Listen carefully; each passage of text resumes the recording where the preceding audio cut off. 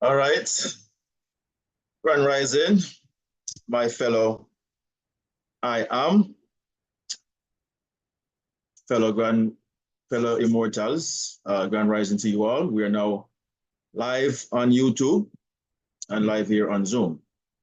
Welcome to another Sunny Sunday, where we bring you the one great I am awakening. I'm Chris Taylor, one of your hosts, and with me is my co-host and big brother, Sir T. Yeah, we're there. Morning, I want to stay.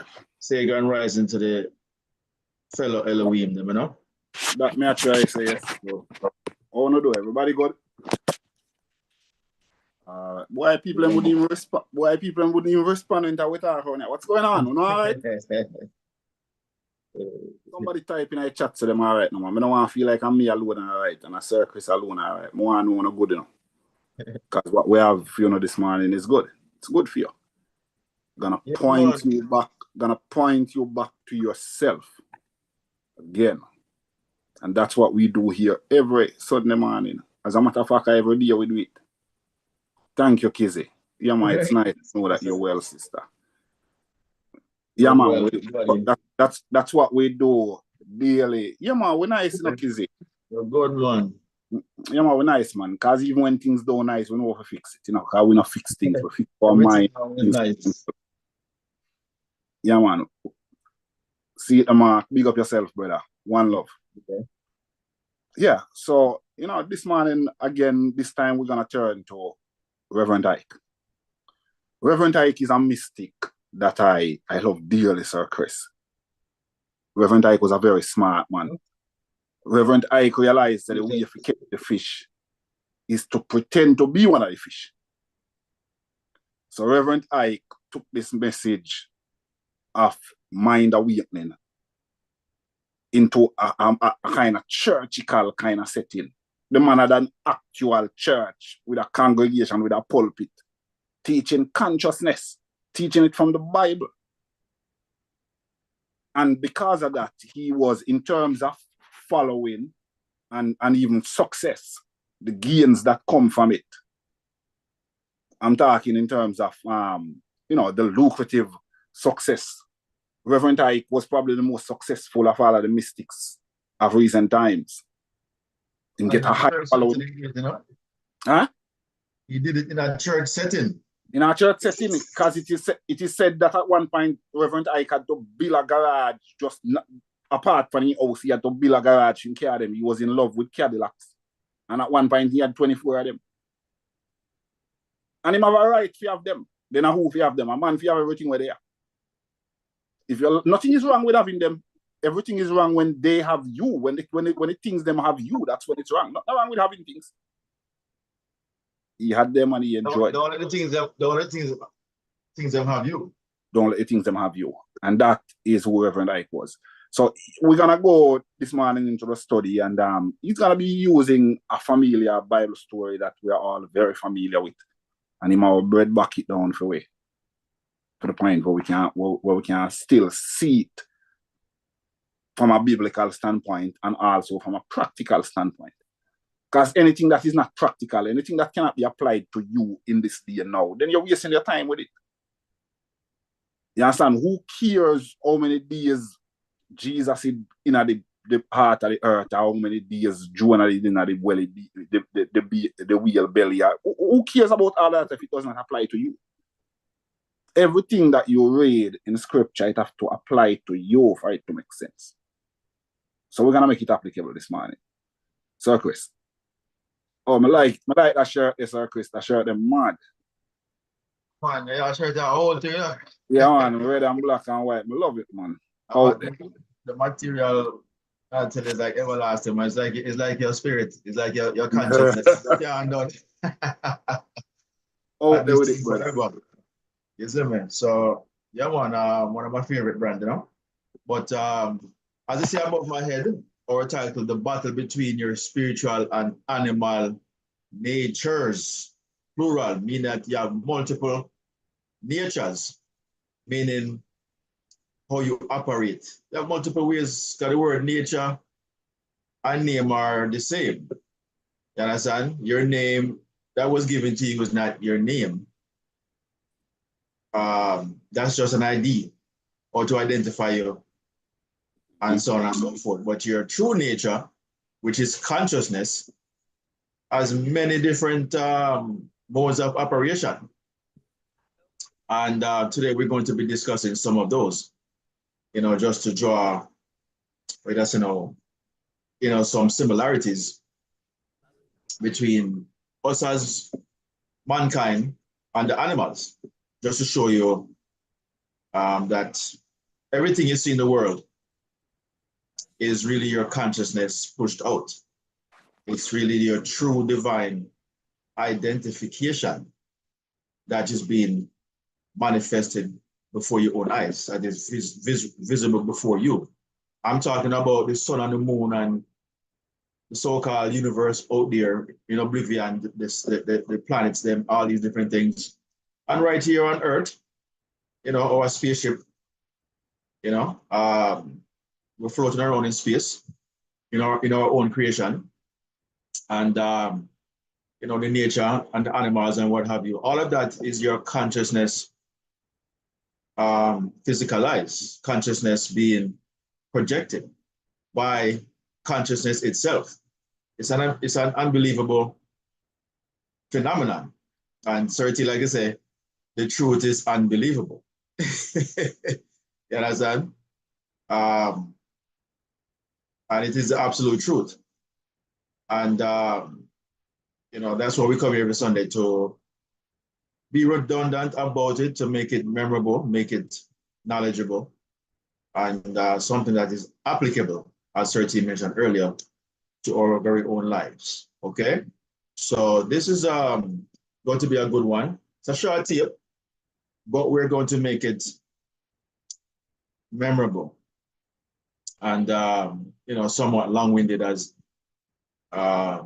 Sir Marlon liked to say, meaning that we're going to try to really peel away the layers as deeply as we can to make everything very, very relatable. All right. So the battle between your spiritual and animal natures, brought to you by the late great Reverend Ike, whose birthday was yesterday. Yeah, Reverend Ike passed on back in 2009, that would make it what is that, 16? It's my math, right? 2009, 15 years ago, or something like that. What would he have been today or yesterday? I think he would have been, what is it, 89? I think. Yeah, he would have been 89 going on 90 years old, thereabouts, So just want to give a shout out, to our fellow I am, who have left us some wonderful messages and wonderful revelations of our consciousness, or true identification, or true nature. And this is one of his greatest works, in my opinion, that he has ever done. And definitely want to keep his memory alive. Just the same way we keep the so-called savior's memory alive, we have to keep our own, that has brought us true awareness and revelation of scriptures, and more importantly, of our own selves. All right. So with that said, let's jump into the thing. And we're live on Facebook. So not Facebook, YouTube. Want to welcome any YouTubers or YouTube viewers out there who may come across this feed. All right. Thank you for joining, and give us a like, subscribe, and things like that. And refer us to some of your friends and our family members to come and hear this great revelation. Okay. So let's jump into it, and we'll be back momentarily to give more revelation, or peel away more layers of this great message. The battle between your spiritual and animal senses. Let's go. And so here again, Esau and Jacob, they're both you. They're not simply historical characters. I have no question whatsoever that Esau and Jacob were historical characters. If you ever go to the upper room in Jerusalem, downstairs is Jacob's tomb. I passed many of those historical sites renowned in the Bible while in the Holy Land, and all of that is historically valid. But here again, every character in the Bible is some aspect of yourself, some aspect of man, every man. Every place in the Bible is some aspect of you, of every man. The Sermon on the Mount is prefaced by... All right, I want to stop it there real quick. Robert, I just mentioned that somewhere out in the Middle East that they have the burial site of one called Jacob or something like that.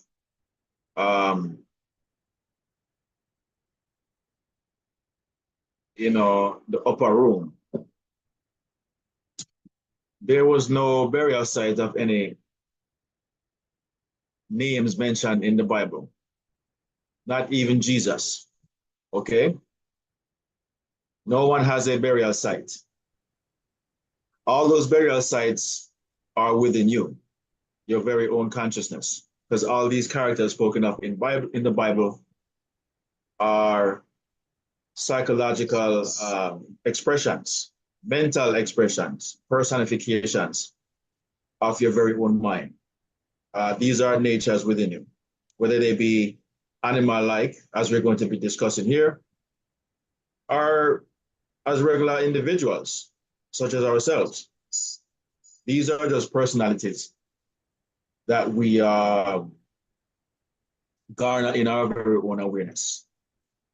And the scripture was written in such a way where it makes it appear to be real people or historical individuals. So here on the One Great I Am, we like to say that the Bible is true, but it is not real. It is true because it's talking about your awareness. It's talking about you personally. It's talking about every human being on this planet before, now, and who is to come. Nothing about some 2,000 plus or more years ago of any past events in history. It is not a history or a historical book. It is a book about the present you. All these things written off are just happenings or things that you will encounter mentally, psychologically, in this world, within your own self. These are experiences that you will have within your own self. All right? Isaac, Jacob, Esau, all these people that we're going to be hearing about now were never physical or living individuals. They never existed. Okay? Including the one them called Jesus. All right? That guy never existed. None of them. So, Yeah, Sir Chris. Yeah, so I mean, even though one might have visited, I mean, I know that Sir Marlon has visited Israel before, too. So even though one might visit Israel and a man might show him a site and say, yeah, man, there's a Jacob in Berry, you know. A man can show you them things and tell you them things. The one thing I'll tell you that you'll never be able to prove it. And anything that cannot be proven should never be accepted as a fact. So if the man show me grave, now go show me Jacob grave. You have some more graves that would have been of a higher level of historical value to me. For example, show me the Adam grave, he would have been the first grave there. Show me the grave. And Methuselah, imagine that. Yeah, and show me if Methuselah grave, since he will live longer than everybody else. You can't tell me say that's not a landmark. A man will live longer than everybody else. You can't tell me say over the years they wouldn't have cherished that from generation to generation and everybody that know where that would be a grave site to everybody visit. The man lived 969 years. Where for him grave there. So a man can show you a thing and tell us, say, yeah, underneath the building, yeah, Jacob grave there. Yeah. But how you going to prove it? Regardless, it's neither here nor there to me right now in terms of the relevance of the story behind the whole Jacob story. The relevance of it is not really whether he was a real man or not. Even though you and I know he was not a real man. What you are to learn from the story is not embedded in the fact or the myth of whether or not he was a real man or not. What you are to learn from the story is what part of the whole Jacob thing is demonstrable in my life? How can I apply this thing to my life? And at the end of that all, it wouldn't still matter whether I'm real or I'm never real. That is not the genesis of the matter. What do you think about this, Marlon?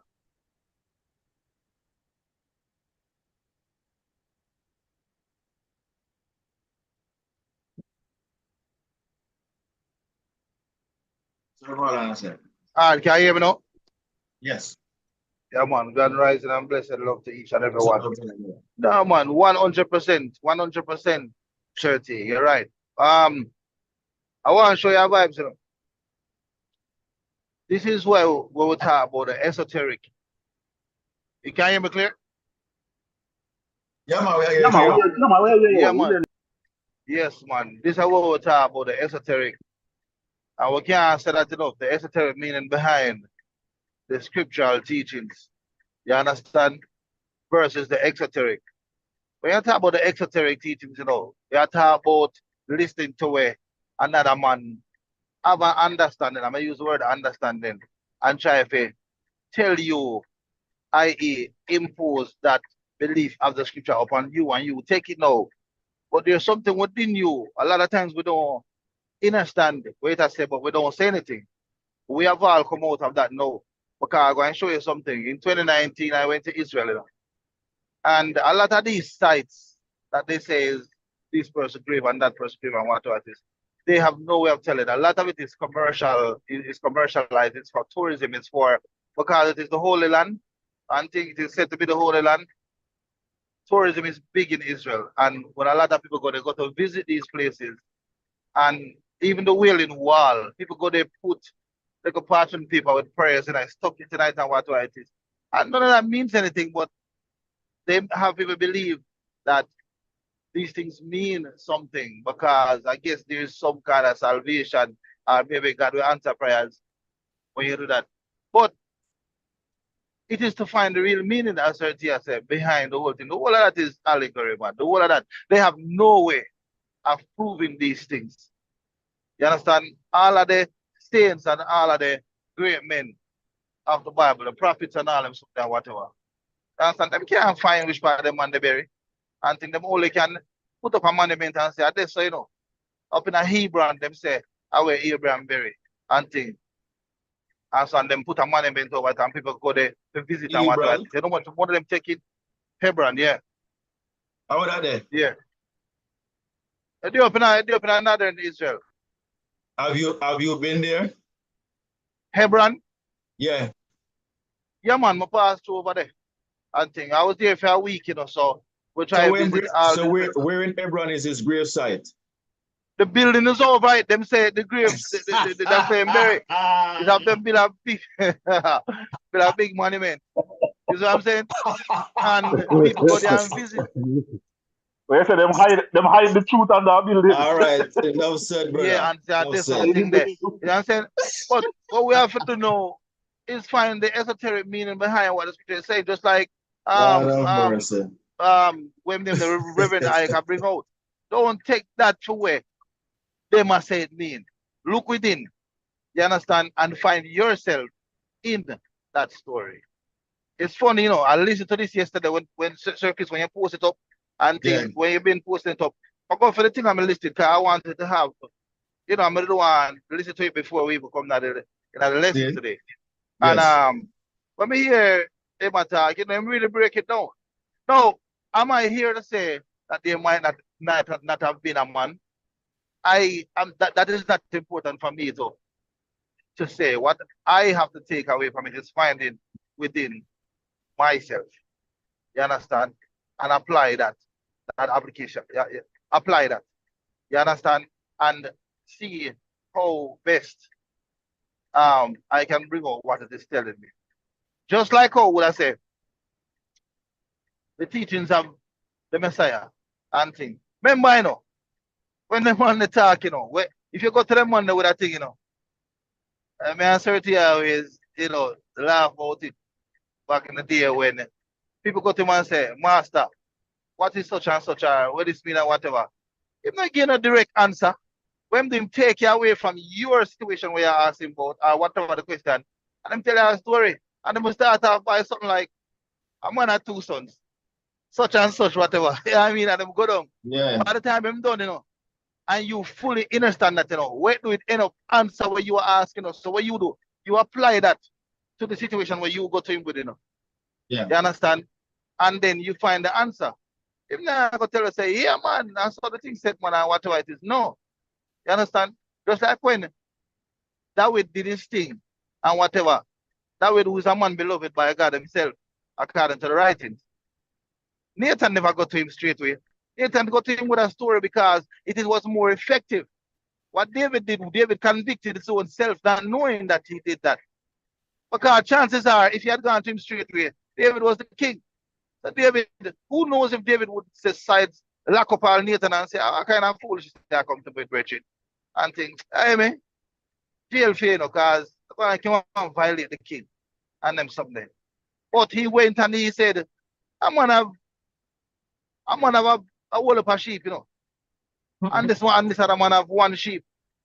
And the man with the whole of a sheep. But take the man one sheep and David say, what? Take the man. Because remember, I said David is our old shepherd, so I know the importance of having your one sheep, and thing, So he say, yeah, take the man one sheep, you're mad. Death, out order, violation. Don't like that. Nathan goes on and say, yeah, well, David, are you other man there, So the point I'm trying to make is, you find yourself within the thing. So after I'm done convict that man, and Nathan say, are you, David couldn't go back on it. Because how would that look? He couldn't go back on that guy. He already convicted himself. Because he already convicted the man himself. Exactly. So, yeah, man, that a real thing, man. A real thing, sir. Is in. Yeah, man. Wonderful analogy and reference right there, Sir Marlon, because it is, really identifying, as we're saying here, that everything written in the Bible, it is talking about you, talking about, your own awareness, your consciousness.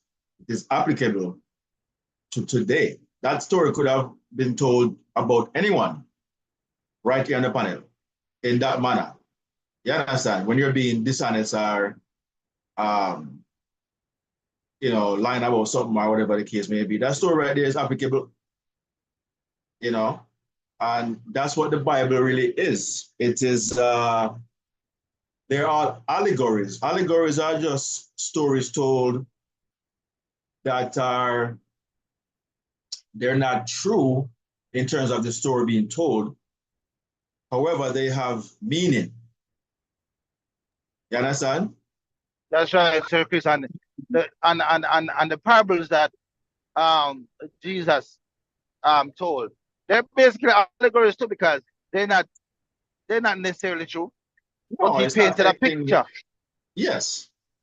You know what I mean? Yeah, man, straight up. If you notice most of the stories that Jesus told, the story is a parable. Most of the stories him not name no man. He say a certain man went down from Jerusalem to Jericho. You notice him not tell you which man. A man had two sons. The younger did such and you notice him not tell you which man. And when him do name a man, like in the story of Lazarus and the rich man, him use the name of one man, Lazarus, and he tell about the rich man and he tell you who the rich man was. And the Lazarus where he talk about is a fictional character. The Lazarus does not exist. It's a story. It's like when you write. It's like when you write composition at school and you come up with a character. Like when the man write Othello. Like when Shakespeare write Othello or Midsummer Night's Dream. Nobody knows him like Sandon or Helen or Puck. Make up them things they name one. It's a story, but that don't mean that the story and teach you something. So we have to just know these things. Yeah, I mean, So, you know, like I said, all the things mentioned, as they're saying here, brother, is you know, they have meaning, but they have no existence in history. But they all come with meaning. And if something has meaning, that means it is applicable to all generation, you know. And if you're not naming a name, a certain man, there was a man, there was a woman with the issue of blood for 12 years. You know, they don't have no name. So it must be applicable to everyone in existence. You understand? And that's why no name is mostly used in the description because, and if a name was used, the name has a relevance or it has a meaning, such as Lazarus' names mean God has helped. You understand? Why would you have a name named Lazarus? For no reason. Name means nature.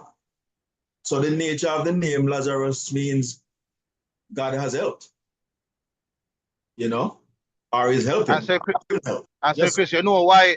You see, I mean, cut you. And that's why I like to study things from a Hebrew perspective because the Hebrew language is a living language. Because it's not like in English, when name no mean nothing at all. You understand? Names mean something. When you name somebody, it is when you name a person, it means something. Yeah. You understand? So therefore, that such applies. I want to tell you a modern day allegory where y'all might have come across it at some point or the other through one of the social medium them. This lecturer, this professor, or this teacher in our classroom, and I'm coming with some balls and get a jar. And I'm gonna try to teach them a lesson in life. But instead of telling them, him show them and make the students tell him, I'm come with a jar and I'm come with some golf balls, and I'm come with some sand, and then him come with some smaller balls, and then him come with a beer. You understand? I've seen that. You see it, right? Isn't that an allegory? Isn't that him painting a picture and what they did? But at the end of it, everything that he said made sense. And what you do, you apply to self. I found that to be one of the most unique things to teach somebody something. I can't, I don't know where to find the video, but I'm pretty sure if I search for it, I can find it. It's very profound because. Yeah, whenever you get a chance, search for it and post it. Yeah, man, I will. Once I stop driving and thing later and sometime today. But yeah, man, it is so real to what we're talking about right now. You understand? It's about you. It's about you. A husband and a wife together, a man and a woman, your parents, it is never a father's goodness is not the son's goodness. A father's badness is not the son's badness. We choose, and what we have to do is find all of that within ourselves, our nature, our animal nature, our everything applies. It all has to do with self. And though we are all the one, because it's from source, we still have characteristics based on our vibration with the oneness which is within these individual flesh. My flesh is not your flesh, you know. You understand? But the oneness that you and I share is that of the universe that is within us, that of source which is within us. It's no different. Yeah, that is the same. But we vibe different with the different flesh. Yeah, man, straight up. Absolutely. You know, so what Sermani is saying here is that we're going to move on after this is that everything outside that you see, everything, whether it be natural, you know, meaning that it has life and it bears fruits such as trees, our flowers and what have you, the animals, everything you see is derived from consciousness, from your awareness, you know. We do everything just like nature. If you study nature and you study our consciousness, you will see the relation between the two. You understand? All of everything that exists outside of us is consciousness pushed out. And it's not everything that consciousness can do that you're seeing. It is just a microscopic, a micro, view. The macro is invisible. It's still within. It's just a steady and slow unfolding of consciousness. You understand? We cannot see all of it at once. It's a steady unfoldment. So what you're seeing is just a micro of the macro. You understand? More of it exists within than without. But it's just an example of what is, what was, and what is to come. You understand? Everything you see is awareness. And, that's what Reverend Ike is trying to explain to us in this wonderful breakdown. So let's jump back into it, and we'll be right back. We just wanted to make that clear, known, anyone here and out there viewing on YouTube, the Bible is not an historical book. It is a Bible of yourself. So let Reverend Ike tell you more about that, and we'll be right back.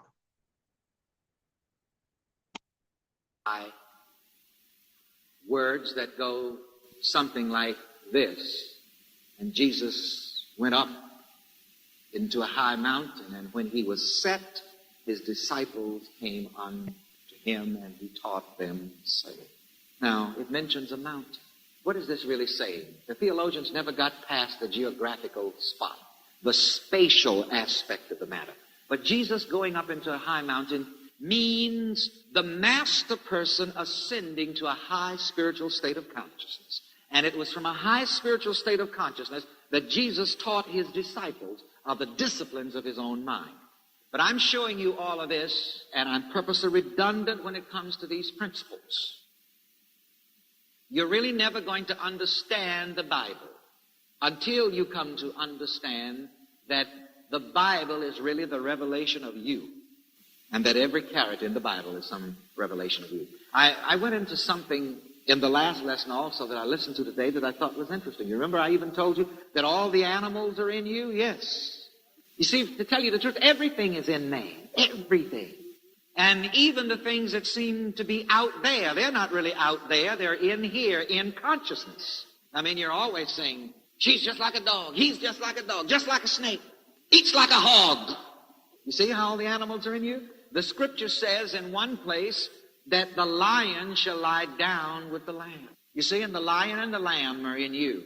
Who's the lion? The lion is that raging, beastly emotion within the spiritually undisciplined man. Who's the lamb? That is the purity, the gentleness, the calmness, the innocence of the spiritually aware man.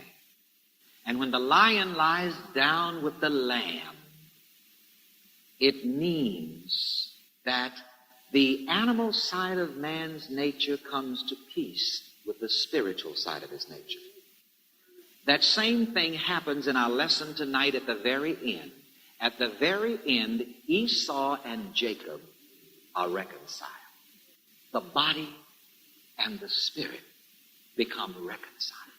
At the very end of the lesson tonight, it shows us Esau and Jacob rushing toward one another in reconciliation, hugging and kissing as brothers, and weeping on each other's neck in loving reconciliation. What's that? That's not just two people hugging and kissing. Well, you're my brother and I haven't seen you for a long time and I'm sorry about our misunderstanding. Yes, that was a part of it, but if you go no further than that, as most theologians do, you've missed the whole thing.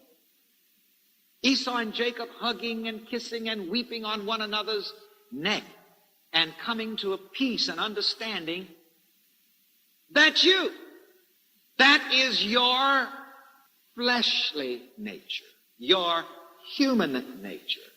coming to peace with your spiritual nature, saying we are brothers. We have the same Father. We are from the same source. We understand our right.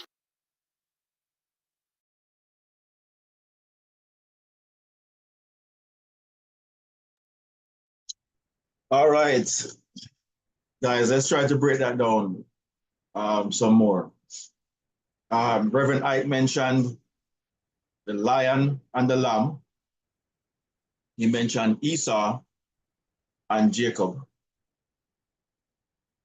you know, making amends. And when you read that in scripture about Esau and Jacob making amends, when you read in scripture about the lion laying with the lamb, you know, and peace and this and that and the third, you literally imagine a scene as such where a lion is laying down with some sheep, you know, and not devouring them or anything like that. Them say the lion them don't need nothing to eat at that point in the story. That everything is peaceful and everyone are one. You know, the animals them living nice, lovely with each other, and humanity living lovely with each other and stuff like that. When you read that stuff, it paints a picture as if it is something physical that is going to take place in some far, far away place from here, where we are now, named heaven, or what have you. And it is something to come. You know, in this time in history, there will come a time when we will see that. And Reverend Ike is telling you right here that that's not what he's talking about. Everything that's mentioned there is about your awareness. You know, everything is in your awareness. And your awareness has within it all the animal like nature, all the lions and the tiger and the snake and the crocodile and the dog, you know, just to name some of the ones that are very aggressive and vicious and stuff like that. And you also have within you the sheep, you know, that is so-called pure and what have you, and the fish and many others that you can identify with that behave in a very calm manner and what have you. All of these are just behavior within consciousness itself.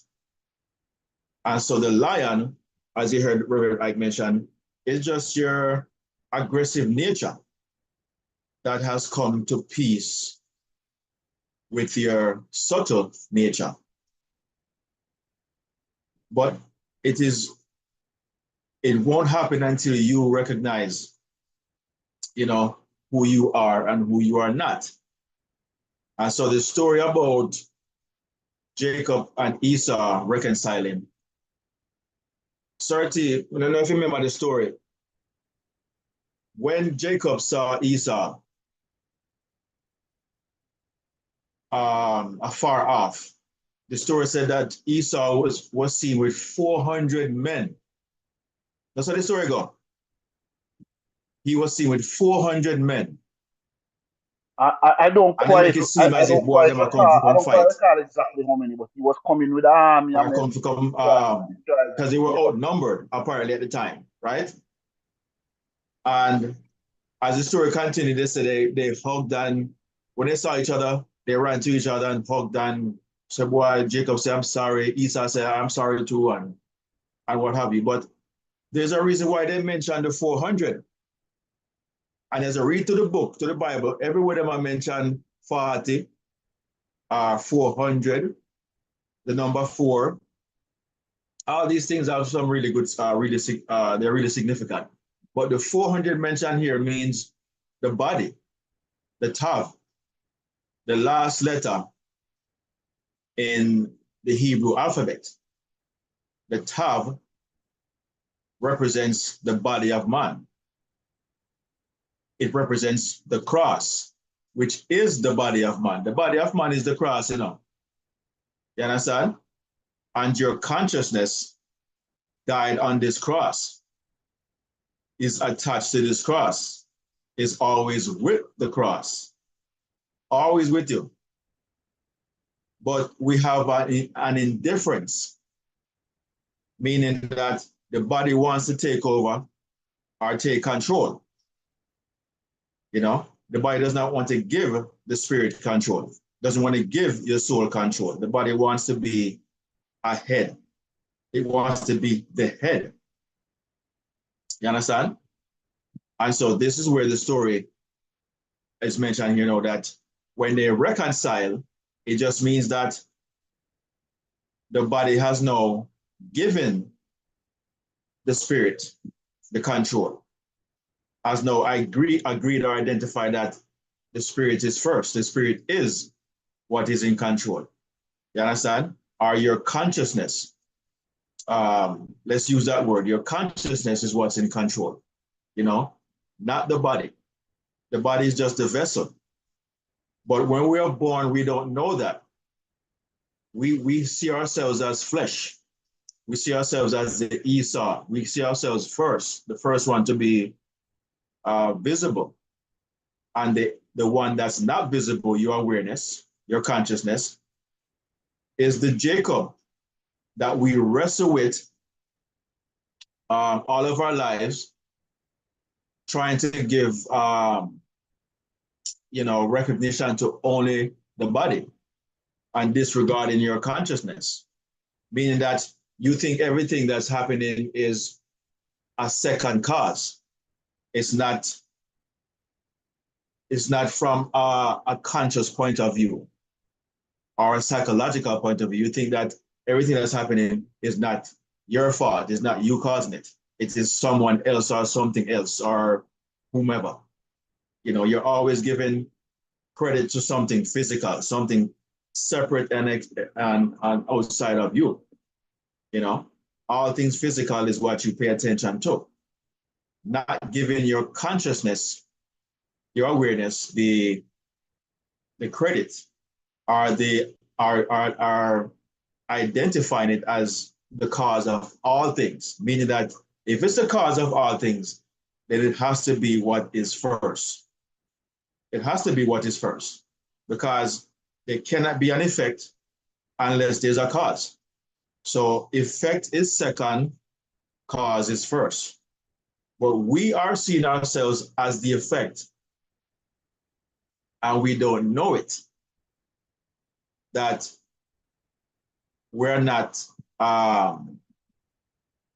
there's a greater side of us, aspect of us, our awareness, that is causing the whole thing. And the day when you realize that, you reconcile, mean that you go back to the very beginning, when as consciousness has all this thing within, all these animal behavior and aspects within it. And the only way these things are expressed is by way of consciousness. It's through consciousness. Therefore, they recognize that for them to exist, for anything to exist, it has to be at the hands of consciousness. You understand? It has to be, you go back to the beginning of where things has always been. Consciousness has always been first. Everything else came from it and must recognize that it is in control.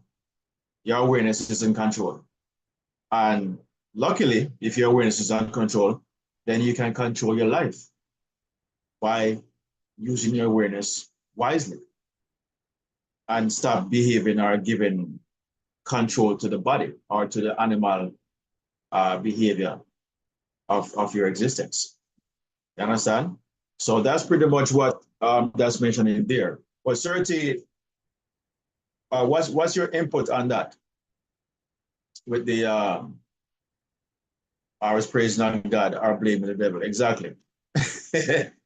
We're always praising our God or blaming the devil, you know, and not taking responsibility that Yeah, our I mean, consciousness in which we used to think and imagine is the cause of all things. And things are just topsy-turvy, upside down, all the days of our lives until we recognize that. That day when you recognize that, that is the day that you reconcile with your between your awareness and the body. You know, it's a reconciliation. So all that really is a depiction of how we operate as mankind, and yes, has sir, Chris. nothing to Are do you, with are you able to hear me? a book or history written 2,000 plus years ago. You know, so yeah, so where's about that 13? Are you able to hear me, Sir Chris? Sir Yeah, man, Chris? you're clear, you know. Okay, good. Yeah, I mean, it's all a depiction of mind and body.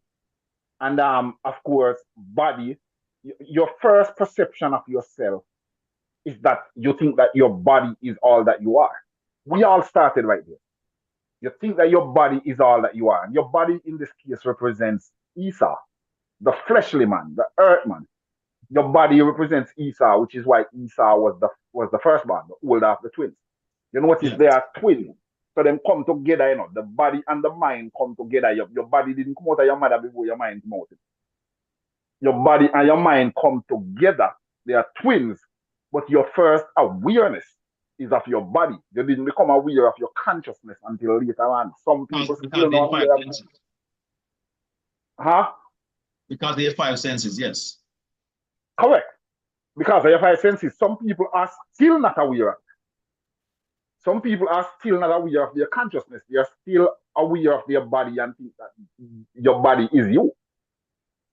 Now, there's a scripture that tells you that the first man is of the earth, earthy, that represents Esau. But the second man, Jacob, which represents your consciousness, is the Lord from heaven.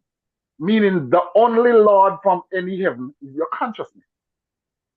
If you check out Cain and Abel, Cain, the firstborn, was a man of the flesh. Abel, the secondborn, is a man of the spirit. Jesus and Adam in the Bible relation, those are brothers, are siblings them too, you know. Jesus and Adam are siblings. You know. Yes, If you check yes. out the genealogy of Jesus, it comes now, it tells us which was the son of Seth, which was the son of Seth, which was the son of Adam, which was the son of God. But Adam, the firstborn, is a man of the flesh. Yeah, Jesus, the secondborn, is a man of the spirit. yeah. If you check out The second, all of the them call him 30. They call him the second Adam, you know. Jesus is referred to as the second Adam, exactly. So the second coming is always the mental awakening. The mental awakening now comes second. The Revelation. physical, yeah, the physical awakening is always gonna come first. Your first awareness is of your flesh. Then so that's why it's called being born again. Being born again is when you come to know yourself in a different realm. Mm-hmm. So all these people who are still totally in the flesh are still think that their body is who they are. They're not born again. When you're born again, you're going to realize that this body that will one day perish is not you. Your body keeps changing. That's why when you look on different pictures of yourself, a picture of you when you were 7, a picture when you were 25, and a picture now, are three different somebody you look on. You know, so that's my take. That's my take on it. You know, Sir T, when they did a tape that he mentioned something like that, and he spoke about his mother, and he talked about the different stages of his mom. You understand? His mom at 5 years old, his mom at 25, and his mom before she passed. And it's different stages. It is mom, but had three different depiction of her. You see what I'm saying? And she looked different physically, but the body, what is what is constant is the fact that she's his mom. But the different stages of the body. Same thing we just said a while ago. You understand? And what what is so profound about this is um Jacob, before he met with his brother, remember, Esau was coming. Why would you come with so many men? These are men of war, man. Esau was coming for war, 400. Yeah, he was coming for war. Yes. But what did at the time his name was Jacob? You understand? He never ascended to the higher heights. And how did he do that? He wrestled. The Bible tells us that he wrestled with the angel, or he wrestled with God. And when the angel come through, the angel, whichever way, whatever perspective you want to look at it, different Bibles say different things and things. Different versions of the Bible say different things. And embrace and say, nah, let you go till you bless me, The angel say, let go me, no man. And him say, nah, let you go till you bless me, What that is saying to you, and that place that happened, he named it Pineal. Right now, our higher, oh, we have read and we have understood that when we get to the highest level of our consciousness is when our pineal gland is opened up. You understand? Jacob never approached him brother with war. He may have to use wisdom in order to approach him brother, because I know him couldn't beat Esau. So him counter what Esau was coming with love, with understanding, with forgiveness, with humility. You understand? And that is why that could have taken place where the two brothers them could have, greet each other and love and whatever it is. He neutralized it. You understand? Two opposites coming together. It makes sense? Because him come to the level of full awareness, and that's when his name was changed to Israel, which means I've wrestled and overcome. I've wrestled with God and overcame, meaning you come to a full understanding of things, of yourself within, and how you must conduct yourself from here on out. That's a perspective in which we can look at it. You know what I mean? Absolutely. Yeah, man. And as you're telling the story, I like to refer to as a story. There's another scripture. Certainly can rectify this. That mentioned this was it spoke about it in the New Testament, saying that this was an allegory, the story of Isaac and Rebecca having been pregnant, and she has within her womb, two nations, and one will be at war with the other. It I tell you, that one will be at war with the other, but one shall rule over the other. So it is telling you that and she was pregnant with twin, as Serti mentioned earlier. But what came out of her was really one child, but the story is written as if it was two, because we're supposed to take from it the real meaning, but it's been told in a parable, para meaning side by side, as above, so below, as within, so without. That's what it's telling you, that what you're seeing, there is a cost to it. There is another side of it that is the true essence, that is the real reality. What you're seeing is just an illusion, but there's something that came before what you're seeing. So the baby being born, Esau, the story says when he came out, he was hairy, and his brother came out holding on to his heel. and he was smooth, you know, was not depicted as something here or another child that was as the first. They gave him a completely different description. But we imagined Jacob and Esau being exactly the same, you know, because they're telling the story to kind of trick our imagination, trick how we visualize or understood the story. But we're supposed to take from it its true meaning. We're supposed to look at most of the story and say, boy, this don't make no sense. Baby can't hold on and baby heal. Two babies can be born at the same time. Where you see that? Can a baby hold on to another baby's heel? You know, and all these different things. You're supposed to take away from it the nonsense and make it make sense. That's basically what the Bible is, you know. Take the nonsense and make it make sense. But we use the nonsense and take it literally. And because we take it literally, most of the Bible we do not understand. And we say, boy, it is a mystery. God working in a mysterious ways. Of course it's a mystery. But in the midst of the mystery where you read happen that way, it is a mystery because there's an inner and esoteric meaning. That's the mystery, not what you're reading, not what you're imagining or being told. That's not the mystery. The mystery is within. You know, you have to interpret the story to get the mystery of it.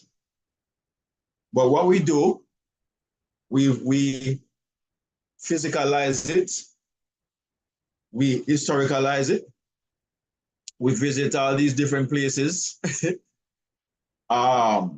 Egypt and Israel and all these different so-called biblical sites to give reverence or to give you know, some kind of a credit to the Bible, you know, and that is the problem. Mysterious nonsense. That's right. You know, we anything that we cannot prove ourselves, we say, boy, God have a way of giving us the meaning at some point. We will find out at some point. Right now, we're not supposed to know. We're not really spiritually inclined right now to give the meaning to it, but it will be revealed. What kind of foolishness is that? You know, if we're to be held accountable for this life, or what was told in scripture, where we should know the meaning of everything that we're reading, so that we can make the necessary adjustments and what have you. You understand? But because we haven't been given that by the pastors or by the theologians or anybody like that, all of us are still walking in darkness. You know, we're still walking in ignorance. You know, the story, our stories, this one in particular, is about your consciousness. None of it is about any history that passed us some 2,000 plus years ago.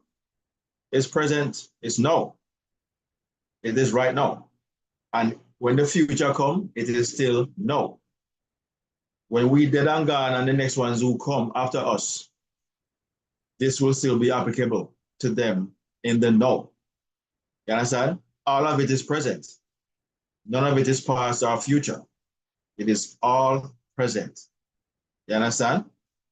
And that is what, you know, Reverend Ike is trying to tell us here about the story, the animal nature of man and our spiritual nature as well.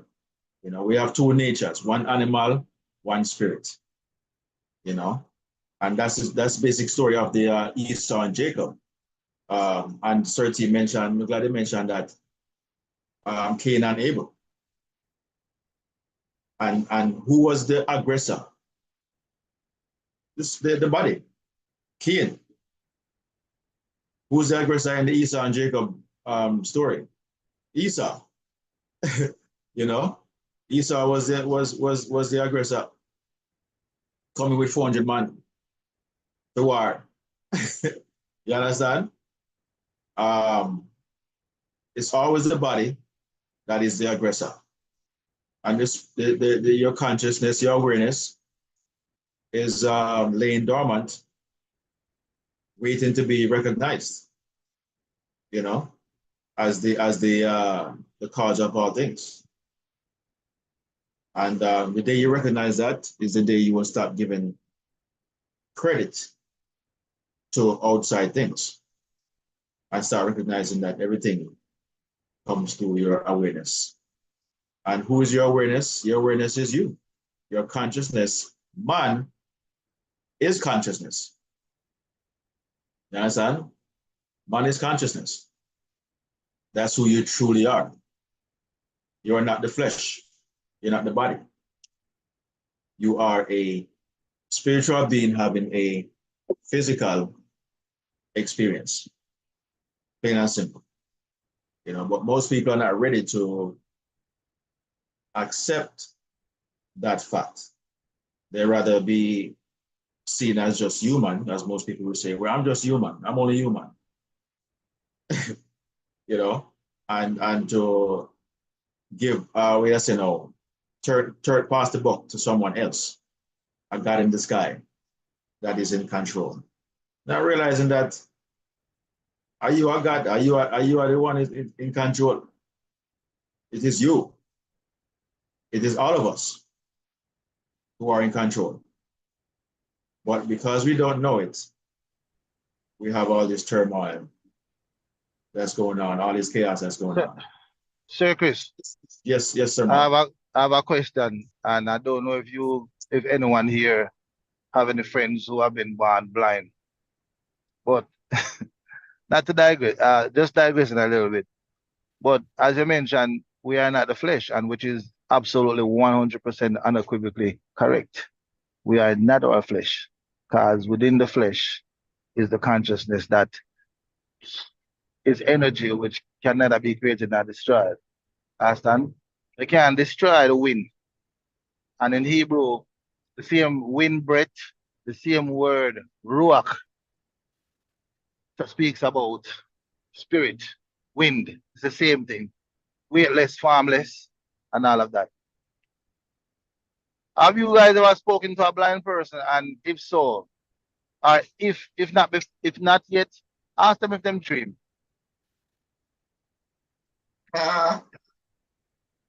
You know what I mean? Because yes. I wonder if you saw me, I say, do they dream blind? I wonder if you understand. You see where I come from? Yeah, do they man. dream blind? Do they see within? Because remember, I know, the blindness is just physical, you know. So that is a question. I don't recall ever asking, but it just came to me a while ago, you know. I like to speak to a blind person and see if them dream.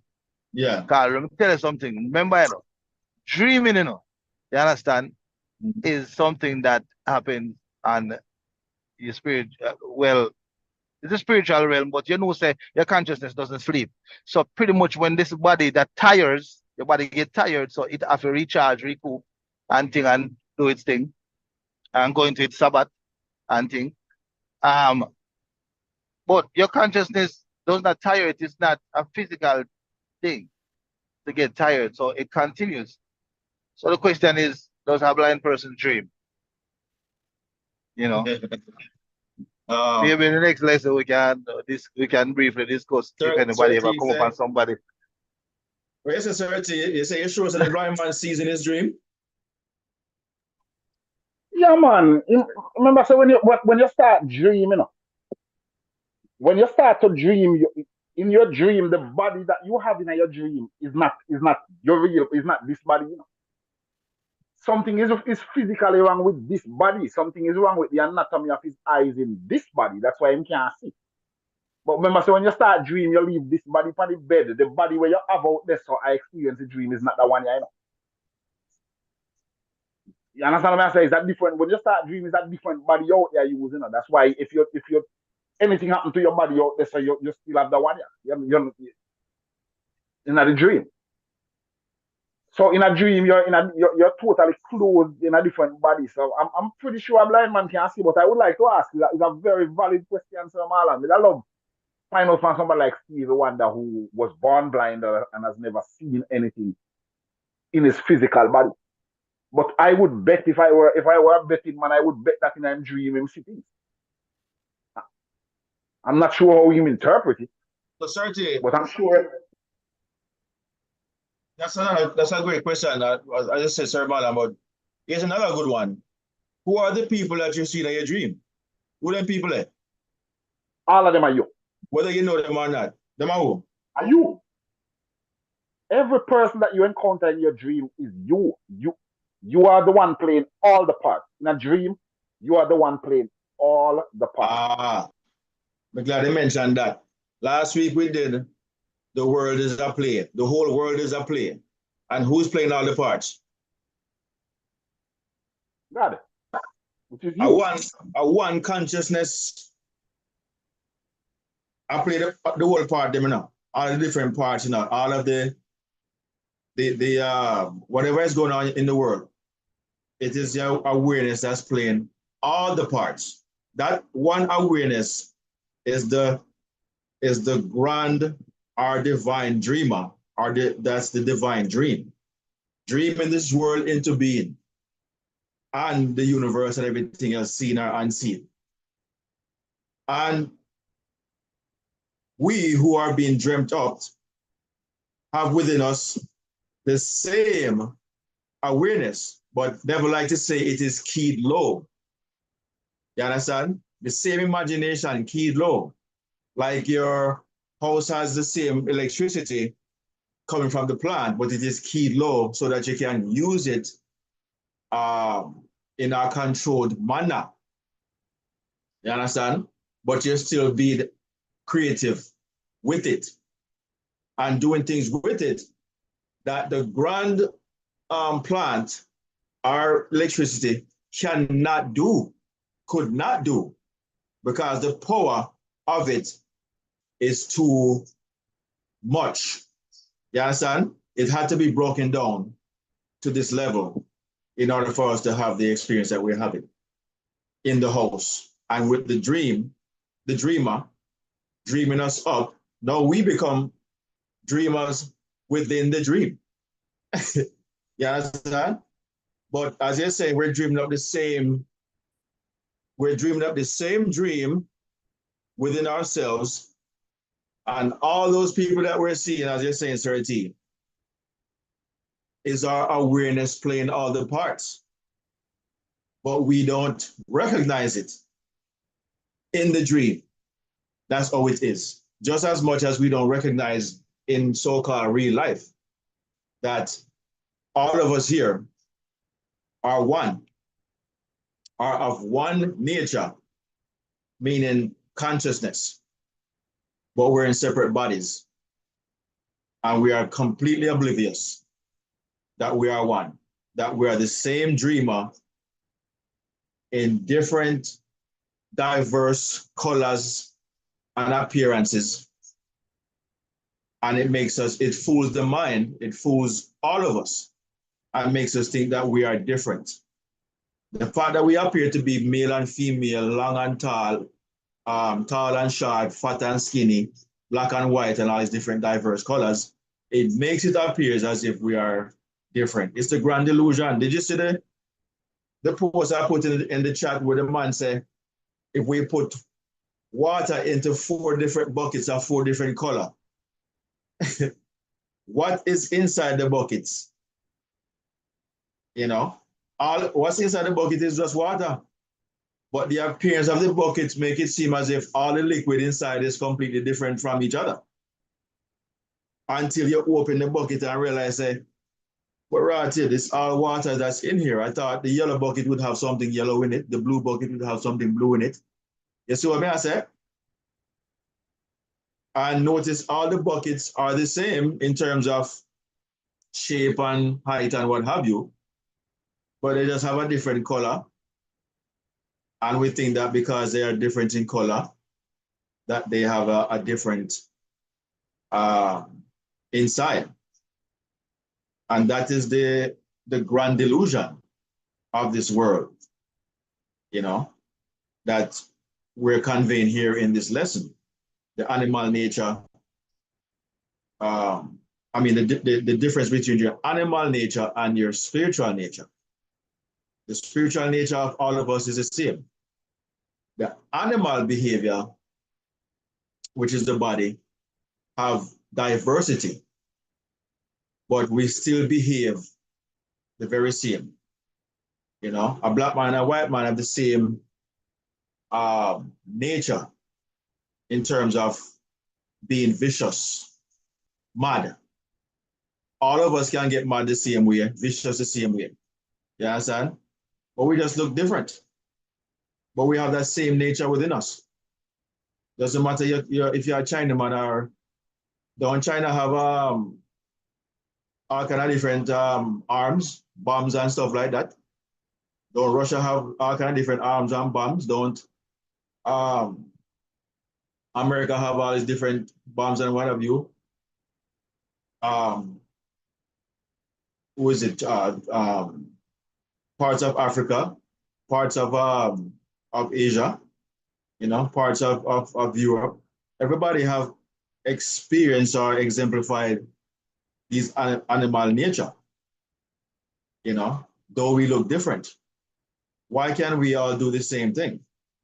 Because within us is this grand inner being called consciousness, where everything exists.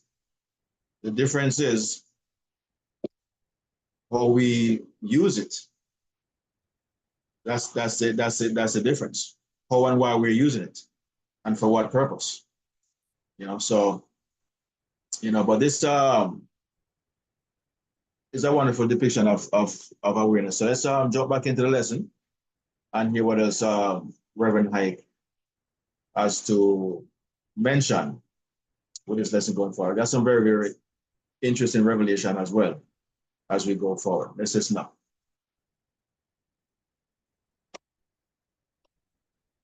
Relationship. And we accept each other in that right relationship in the Father.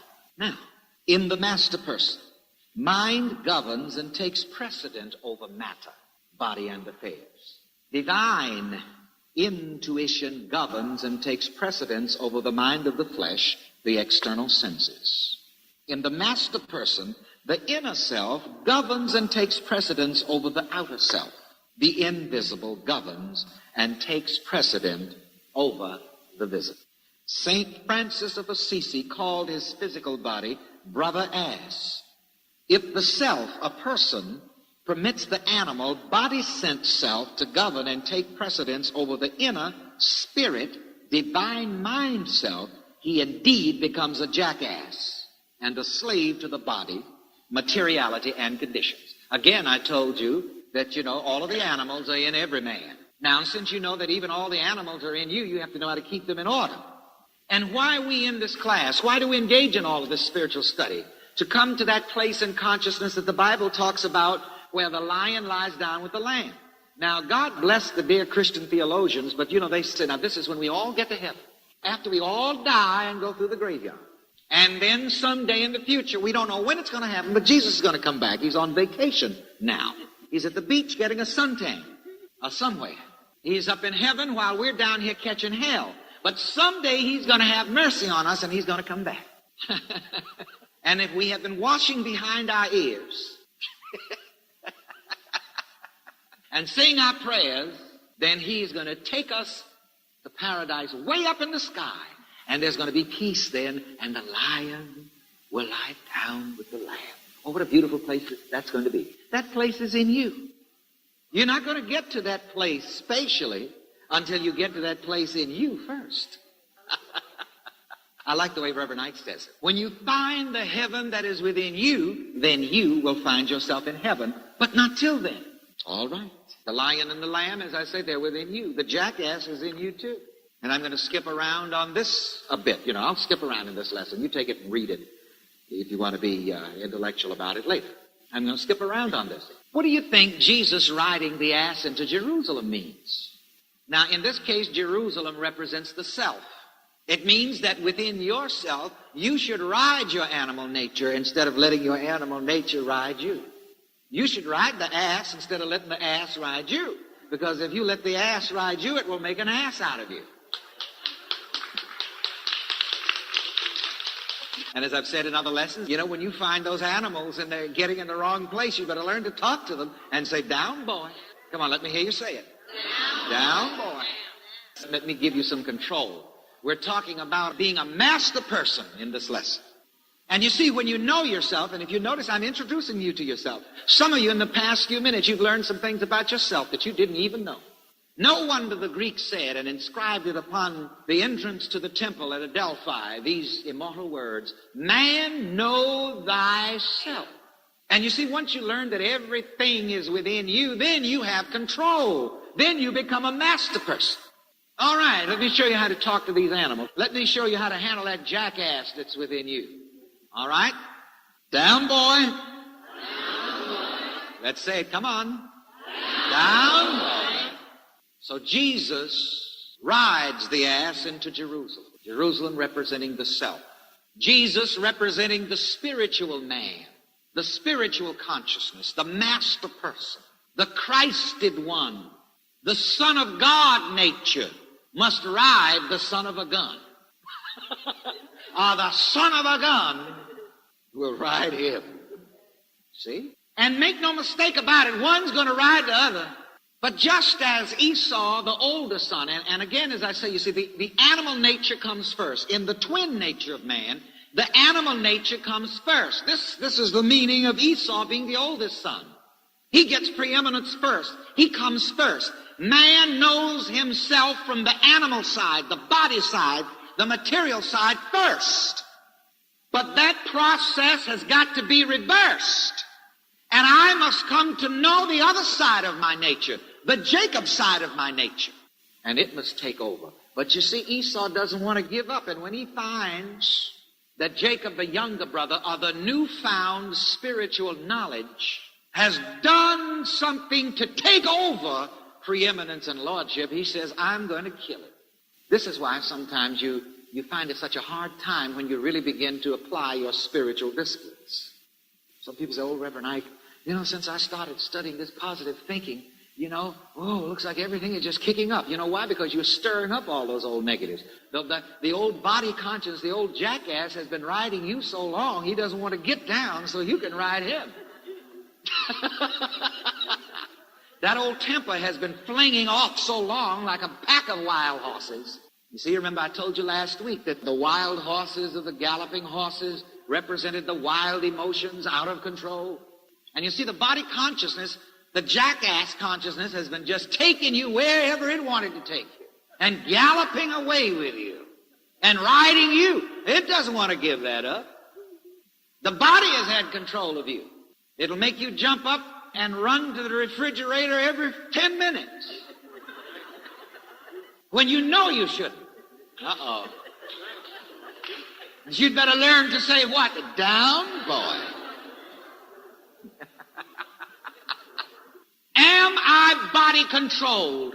And let's recite it. Am I body controlled? Am I body controlled? You see, the Esau tendency in man is body controlled.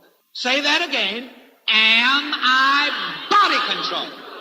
And again, Jacob taking Esau's blessing means that the person reaches a point where he takes his control from the body and gives it to the spirit.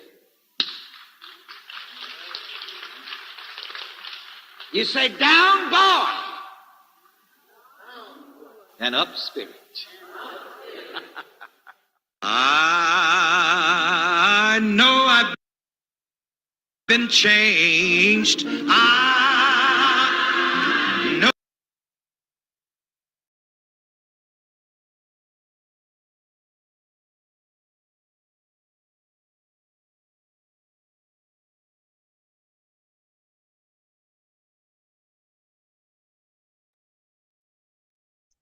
All right. Hello. Elohim, fellow immortals. That was the end of the tip. Short tip, as promised. But very powerful. So let's recap and cover that last segment there, where he was talking about the donkey or the horse riding into Jerusalem. Serti, are you there, big brother?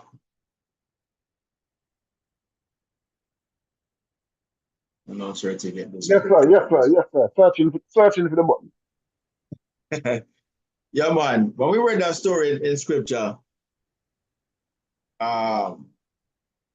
did that ever occur to you? Say it was telling a story about your donkey-like or horse-like or ass-like, I should say, behavior. Did Oh, we get absolutely, did we absolutely. get that comprehension from the story, or did we imagine it to be history, as was told? Absolutely, man. I saw it as history, as Jesus riding in on a donkey, a stolen donkey too, you know. How? The storyteller says a stolen donkey, you know, a people donkey him send him disciple and Is go that lose. stolen donkey? Yeah, man, a people donkey him send the people and go lose. People donkey they come. The story says you must go to such and such a place and you're going to see a young fool, a young donkey pull him carry him come and ride him going to Jerusalem from Donkey Palm was Sunday. young too. Yes. So Okay. it was seen as historicity, you know, something that happened. But as a matter of fact, in listening to Reverend Ike right now, it's the first time that I'm really coming into the true understanding of what that story is talking about. Absolutely, yes. That it is you who have to ride your animal nature, because the animal nature is important. You can't get rid of it. No, we are You have brothers. to control it. We are brothers. Yes, you have to control it. You can't get rid of it. Yeah. Jacob can't get rid of Esau. Jacob needs Esau. Yeah, it's a union. Right, but you have to tell Esau, down boy, me I control you. Exactly. There has to be a head and a tail. The body is the tail and the consciousness is the head. You understand? But in the beginning, it is the reverse, where the body is given the head, or control. And the spirit, or your awareness, is the tail in the background. When you look at an animal, especially like a lion or a dog or whatever, what you see first, you see the body, and behind him is the tail. You know? But that's how we see ourselves. We see ourselves as in control because that is the first appearance, as Sir T mentioned earlier. Not realizing that there is going to come a time where we have to recognize that there is a being within you that is always been, has always been. And the only reason why the flesh even exists is because of this awareness that is within you. It is an interesting dichotomy where the consciousness gave birth to the flesh. And then the flesh comes back and gives birth to the consciousness. Or like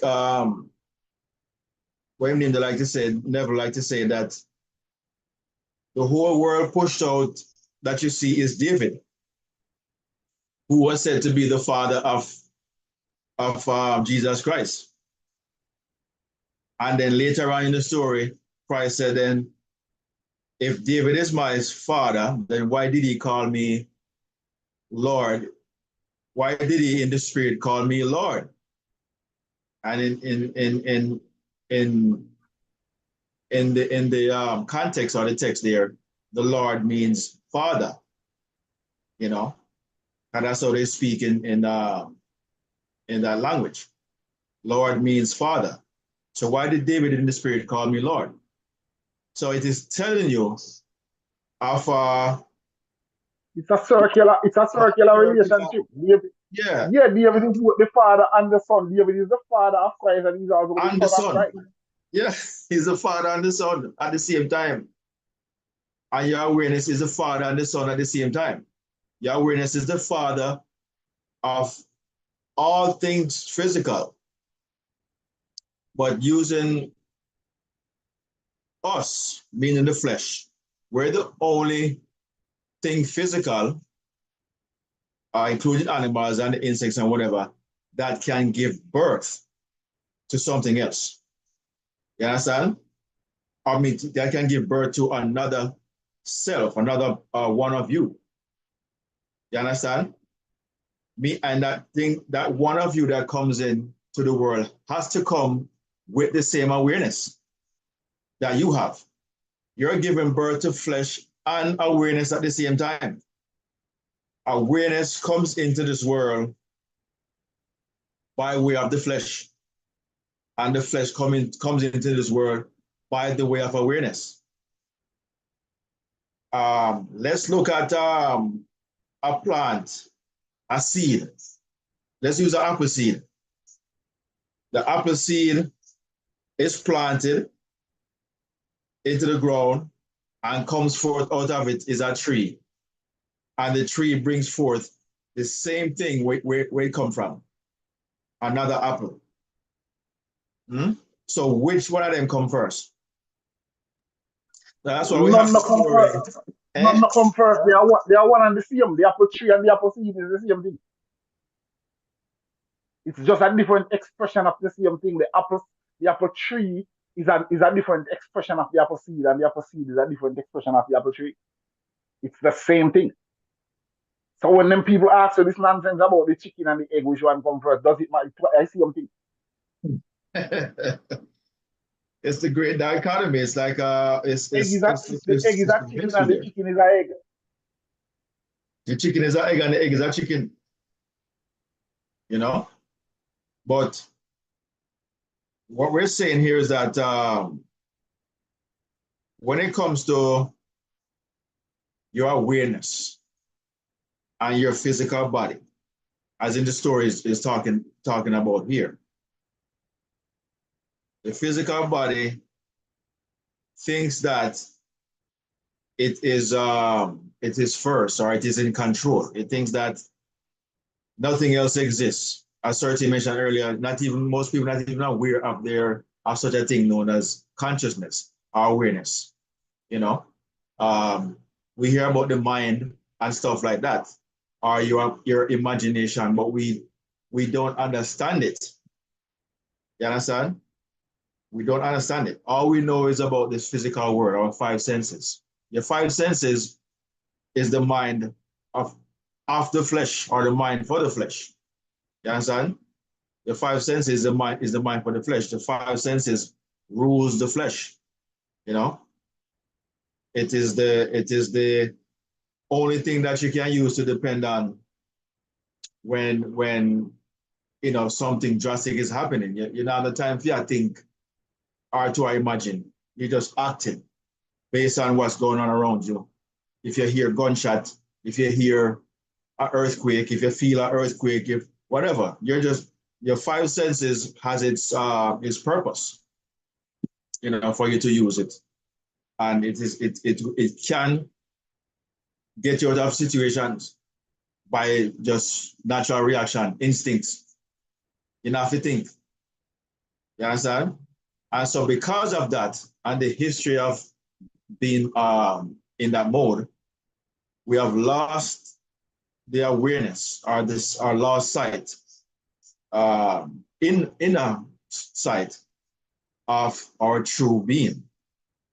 It's always laying there dormant in the background, not being identified as the cause of everything you're going through anyway. Whatever you are run from, whatever is the issue, there is an inner being within you that is the cause of all of that. And all you're doing is reacting to what you have caused. That's all you're doing. All these things you drew to yourself by way of your inner being, but you are oblivious to it. And then you start to blame the world and the governments and money and the devil and God in the sky. All these things get blamed because we operate on an outside basis. At least so we think. We recognize the outside, but we're really operating from within. You're the operant power. You know, your awareness is the operant power. But it gives you sole control of it to use it. But you have no idea that it is there. No idea. But the day when you find out that it is there, that is the reconciliation. That is the going back to the cause and not the effect. You switch roles. It doesn't mean that you stop being the body. It doesn't mean that you stop having fun, stop doing the things you were doing and stuff like that. But you're doing it now with control. You're doing it now as a professional. You're now a pro at it. You're no longer an amateur or an apprentice. You have now become the master. You know, so this is where I get the saying, when the student is ready, the master or the teacher will show up. It's not talking about somebody else going to show up. It is talking about your true inner being, your awareness, who is the master, is going to show up the minute you mentally, consciously recognize it. Your intuition. You're going to recognize, you know, that it has been there all along, and it is the sole cause of everything in your life. And since it's the cause and nothing else, you have to give it proper control. You know, you have to put it at the steering wheel. You don't just let the car just drive off the hill or off of the bridge or whatever. You take control of the wheel and you steer that thing. You become intentional. All teachings come from within. Teaching is really reminding or reminding. It's going back to the first, to the Jacob, you know? And that's why the story says Jacob, you know, got the blessing from his father Isaac. But he has always had the blessing. They're just telling a story to dramatize it. Jacob has always had the blessing, never lost it. What Jacob lost is Esau not remembering, not knowing that Jacob is the cause. Our Jacob is the one who gets the blessing or has the blessing. He has always had it. But it's just an illusion that Esau is the firstborn, that Esau is going to get the blessing. It's just an illusion, you know. It's the only thing that's really in this world is awareness. Or I never like to say is the Father. And it's just wearing a mask or many masks to show diversity in differences and what have you, to have a relation, to have a experience, you know, to have one long, one short, one high, one low, you know, all these different things. But they're all the same in terms of consciousness, just appearing as these different variables of itself. So, but we go around in this world not recognizing that. thinking that everyone we see is different from us, you know, and not realizing that they're just wearing a different mask, but everybody are the same. Sir Chris, Yes, sir, Tim. the bottom is what we're talking about is that everything is circular. And we've said it several times on this forum. Nothing is linear. Nothing starts here and then continues into infinity. Everything is linear. It ends up back where it started and keep going around and around. It's the whole chicken and the egg phenomena. It's the whole seed and the tree phenomena. It's the whole you and your parents phenomena. That's why you see this nonsense where them teach us about the world began with two people. Trace it backward and notice what happened.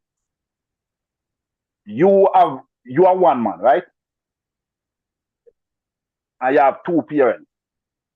Yep. How many grandparents you have? 4, right? Mm-hmm. How many great grandparents you have? 8, right? Mm-hmm. How many great grandparents you have? 16. You notice your number keep getting bigger. So how is that number gonna get all the way back to 2 for you to end up with Adam and Eve? The number is not getting smaller, the number keep getting bigger, so the world couldn't have started with 2 people. Just trace it backwards and you realize. Is the only 2 people, the only Adam and Eve there is your mother and your father. Those are the Adam and Eve. And the number keep getting bigger from this side, now getting smaller. Yeah. Hey, 30. Yeah, brother. This is a weird thing for add to what you say, but listen, man, you cannot get any result unless you bring 2. Bring 2. You have to bring 2. Listen, man. You have to. There's nothing new under the sun. Ecclesiastes said plain, but them choose to look on it a different way. Everything is circular, not new, brother. The thing where you see now, it has been before. What shall be is what has been.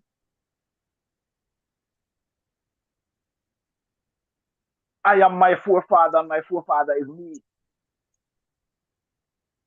I am my own ancestor. Yes. Yeah. You know, so consciousness is as we say, is playing all the parts, you know, from your grandparents, the great grand, all the way back. Is the same consciousness reappearing over and over again, playing all these different parts, you know, as the son and as the father, and as the child or the grandchild and great grandchild. All these things are relatable, you know. Parents thought that there was ever a beginning, Adam and Eve. You know, we went through that story before, how that started. You know, Adam is just a symbolic representation of mankind. Adam means mankind, male and female. So we don't know all the theologians are going to explain that one day, which they've never. Ask them. Next time you talk to a theologian, they tell us that the world begin with a man named Adam and a woman named Eve. Forget Adam and Eve around, so you don't have no proof of that. The only proof that you have is you. So start at you. Start at you and start going backwards and tell me how that number is gonna end up at 2. Because anyway you take your bigger number, you get bigger, now get smaller. Because you have 2 parents, and them 2 parents, they have 4. Because your mother have 2 parents and your father have 2. So now you have 4 grandparents. And them number they keep getting bigger and bigger. Because them 4 grandparents, they have 8 great grandparents. How you gonna end up back at 2? How you gonna end up back at 2? How you gonna end up at 2 right there? Plus keep in mind, them 8 people we are talking about, them they are just my great grandparents, you know. We're not talking about 4 great grandparents and for BY's great grandparents And if Devon, you know, how is that number going to end up? Numberless. The only beginning is your beginning. Beginnings are not universal. Beginning is individual. Because what would be the point of the beginning of the world if you never began? It wouldn't mean nothing to you if you never began. The only beginning is your beginning. And the only ending is your ending. Because your life end, that means the mine end. Life continues when your life ends. And when your life began, mine never well begin before you in this case. So the only beginning is your own beginning. And the Adam and Eve story, you have to relate that now to your personal beginning. Who is your Adam and who is your Eve? Your mother and your father. I'm going to tell you a thing. Since as they say you have to pray to somebody and you have to pray to God. The next time you have a challenge and you feel like you want to beseech the blessing of a God to intervene in your situation. Close your eyes and imagine yourself talking to your mother and your father. Those are two people where you know if your facts if they can help you in a situation, they will. Close your eyes and imagine your mother and your father and talk to them in your mind. Auntie Joyce and Daddy, me a beg you. Start out a situation in whichever way you can use enough powers and start. And don't tell them, just talk to them in imagination. And rest, because now you can believe your prayer, because you know for your facts if you could have beseech Mr. Erna and Mr. Taylor to sort out your thing for you, you know for your facts them all. So now that prayer has some faith behind. Now so you go. Yep. So Marlon, is there anything where you don't ask bye-bye if you do to you and bye-bye wouldn't do it? Absolutely. Anything you go ask your mother and your father to do for you, you know they're gonna do it. So just close your eyes and imagine yourself asking your mother and your father to intervene in your situation and walk away knowing to them did do it. So if you want God to pray to, I just gave you God. Work with it.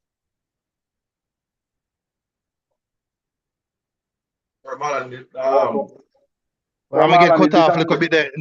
No, I'm there, yeah, man, but I don't know how to put me off a while ago. But listen, man, you already knew the answer to that.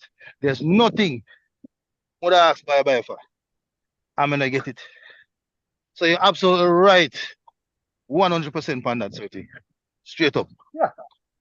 Yes, no, man. Even though, I know that she's not there in a physical form no more. Even though when she gone, if you want to something to hold on to a God, since as they taught you to pray to a God, if you want a God to pray to who you know is gonna respond to you, imagine yourself and I'm not pray up with them, just reason. Imagine yourself a reason with your mother and your father and me, a reason with my daddy, and I say, boy, dad, me in a station, you know, boom, bang, bang, bang, bang. And you know already the answer when you go say to you. You go say to me, say, yes, man, how I said, me go start, me do that. And you walk away assured knowing that you go do it. Because where do I go in your memory, you know? Huh? Where do I go in your memory, you know? You're going in your memory and you know how them would have did a situation and what they would instruct because you hear them voice within you, you know. Yes. You don't need them physically in front of you. You know how them, you know them nature, you know how they did things, you know how they spoke. So therefore, what you did now, you bring up the consciousness of your parents within you. And you, I say, sir, you have something very profound you say right now. Try it. Everybody on here, try it and link me. Those are your gods, your mother and your father, your God that them bring you home here. And any other God where you go talk about, you don't have no proof of that. That's an assumption. You assume that you know for a fact where your mother and your father came from. So any issues where you have here, when you couldn't help yourself, none at all. Who protected you? Who made sure that the basics of life, they made sure that you survive when you never have the dexterity or the common sense survive the terrain where you grew up around. Who makes sure that you did save? I think it's not Jesus now. And your mother makes sure that you don't jump off a step and bust up your head. You ever hear someone talk, and whenever them talk, every time they say something, them say, you know, my daddy always say, no. You know, my mother always say, my granny always say, no. And them quote, come on, man. We're not fools to this thing. We know this thing. Straight. Yeah, man. Because of the wisdom Yeah, that man, within you, you know, yeah, from man, them, you know. try that to the test. Make your request be known, not in a beseeching, in a conversation with the people that will bring you come here. And let me know.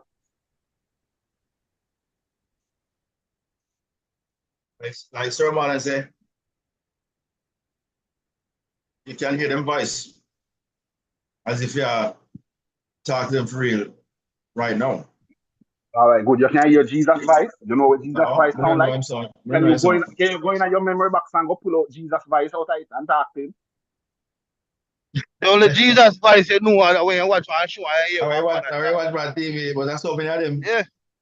So that And God that voice defeat the, always deep. that defeat the purpose right there. You know. You see, they put these things in people's um consciousness, and people take it as that's what it is. So a lot of people walking around here, this is what them are listening for, that audible voice Yeah. and thing to tell them what to do. You understand? Brainwash, man. Them wash off them brain. Hey, Sir Man, they're trying to keep us in our animal nature. You know, they're trying to keep us in our animal nature. You know, not knowing that we can go within, that we can imagine. Absolutely. And Yeah, yesterday, so, man, I brought to the reason, you know, and they said to him, I reason with him on the same tape, you know, come watch it and then him show me, and my reason, you know. I mean, I tell him, I say, look here, man, no man no born wicked, you know.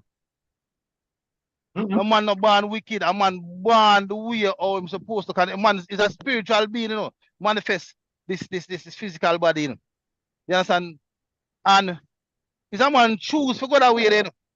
You understand? So I say, you Yeah. know what? If you be a good person, you know, man, because I get better results. I will know the definition of good. Be a good, decent, respectable, um, um, um, giving. You understand? Give more than you love to receive. Nothing is wrong with receiving, but that is the nature, that's the true nature of source, you know, within you, you know. But say the only difference is that if you find yourself to be, a part of my language, an asshole, if you find yourself to be an individual that is gluttonous and whatever, I say that's the only time you change. Because that's not a true self. Regardless of how you might say, I saw that brother stay, you know. But I know him as him stay, you know. No, man, I take him, take on, and be better to himself. Straight up. You understand? Practice, say, conduct yourself better and work better and do better. You understand? yeah, As we know the definition of better. You understand? Because it is anything that begets negativity onto others. You understand? And spread a seed of deceit. You don't need that. Because that is counterproductive. And anything counterproductive, you don't need it. Because that is not your true nature. You dig? I totally agree with that. I believe that what we call goodness is in every man. I think that's every man's true nature. I think a man is going against himself when he is being a barbarian. I think I don't believe that that's nobody's natural that's your natural demeanor, your natural instinct. No, something went wrong somewhere. It is listen to me, man. like For you to be influence, huh? It's some kind of influence. Something kind must wrong of with that. This man influence, just go on and kill people. You have to do that. influence, something that them put within you. Yeah, you will see a lion chase some a gazelle, man, but no lion now just go on and kill lion, brother. It's not normal for a human being go on and just kill human being. It's not normal.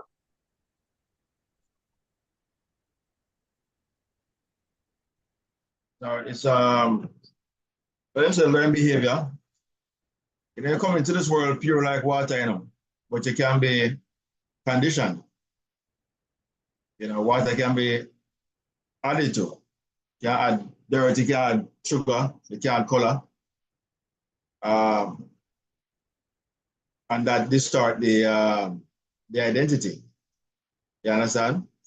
And that's what has happened. We have been conformed, that we have conformed to the world, to the influences of the world and stuff like that. And these, they have,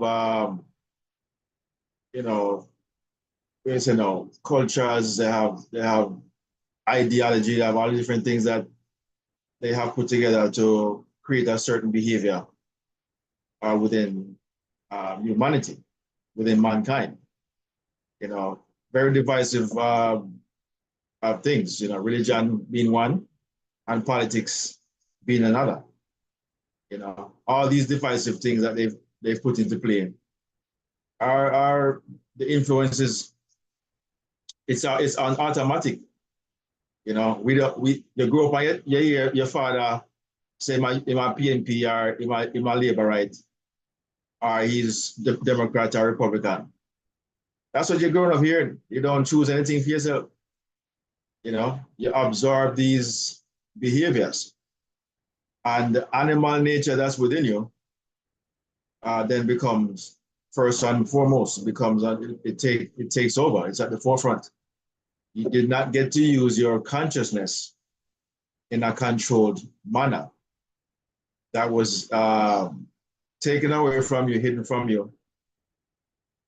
And what name there? Joe Dispenza liked to say that the body has become the subconscious, or has become subconscious, meaning that you're now doing things without thinking. You're just acting or behaving, not really truly contemplating or, thinking out things or whatever. You're just acting. It's all instinct. And it's because we've learned so many things. Unconscious competence. We've become unconsciously competent, not using any thought process. We're just being second nature, as they would say, and notice them call it, it's second nature. It's a hidden nature within you that is learning everything that you are paying attention to with your five senses. And then you become it, whether intentional or unintentional. It's crazy. Yes, sir. Yes, sir, Mom. Let us take plants, for example. Mm-hmm.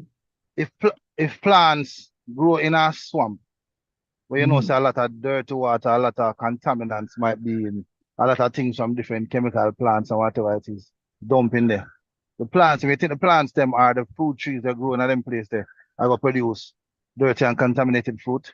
The plant are going to use the same thing we normally use. It will pull the water from the earth, and it will not take the contaminants. The plant rather die, meaning the contaminants might be so destructive, corrosive, or whatever it is, that the plant would rather die. The plant will not produce. It not going to suck up all of that something there and bring it up in itself and then produce disgusting food. Inedible fruits. It are going to do where it was meant to do, or it rather die. The roots rather rotten and the plant die from the over contamination of its roots and whatever it is.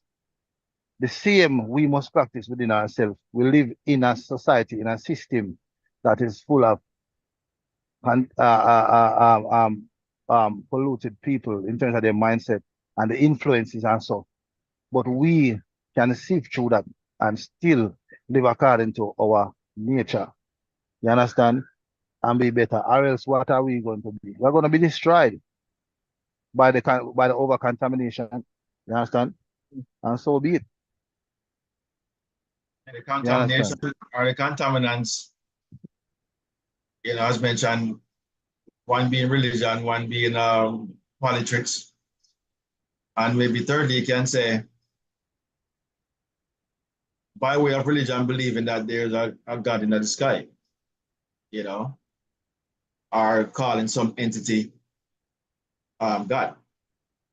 You understand? All these things separate all of us from our true divine self.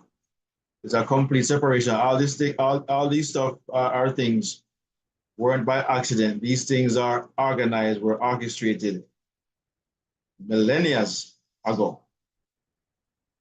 You understand? To create what we have today. All of this chaos.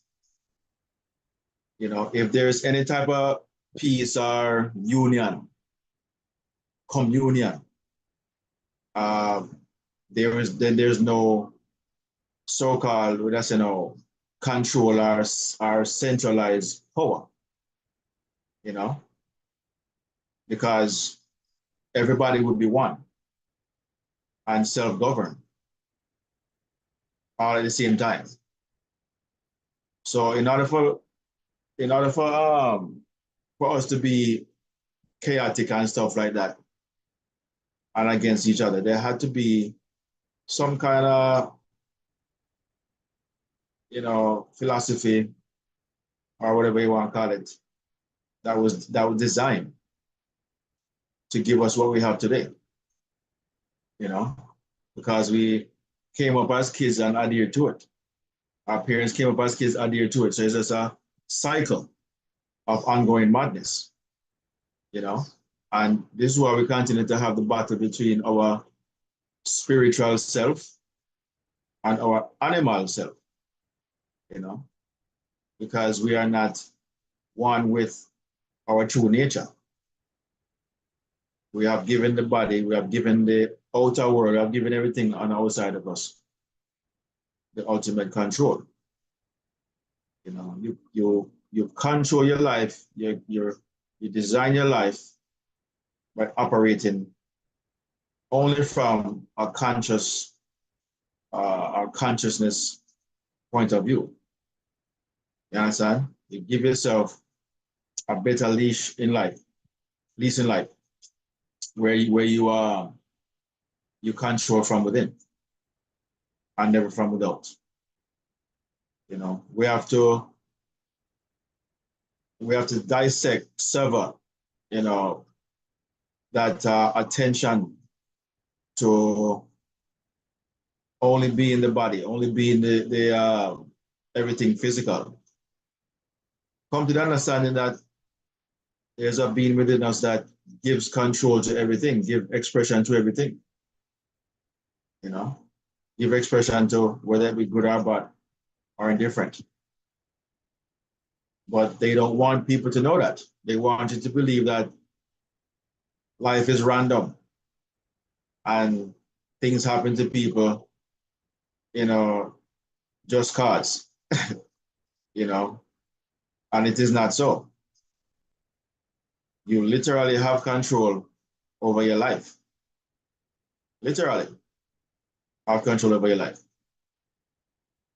There is no God in the sky who's in control of your life.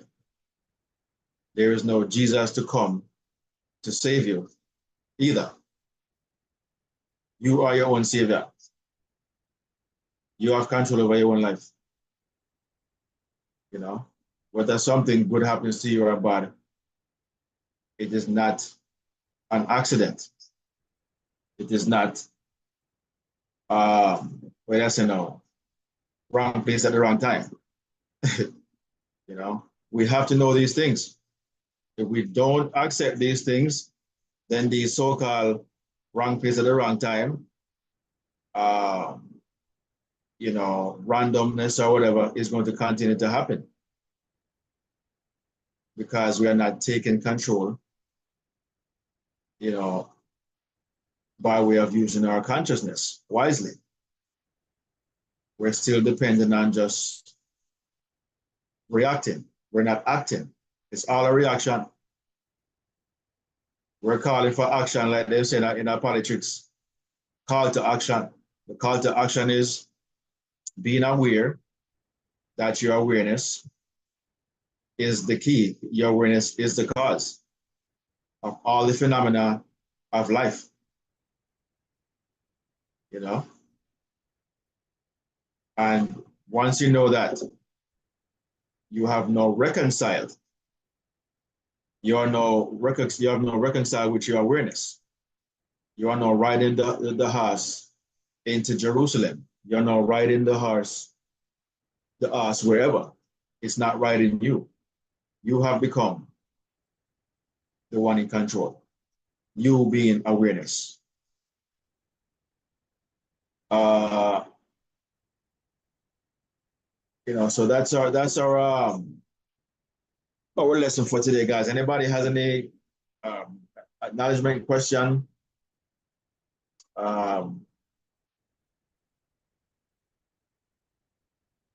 Any interest in what we spoke about today? The battle between your spiritual and animal natures. Did we all learn something different today that we didn't know? And does it make sense? Did it make sense?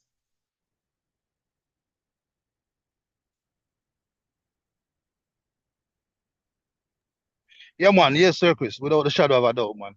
I mean, definitely appreciate this lesson, and to really look introspectively and apply.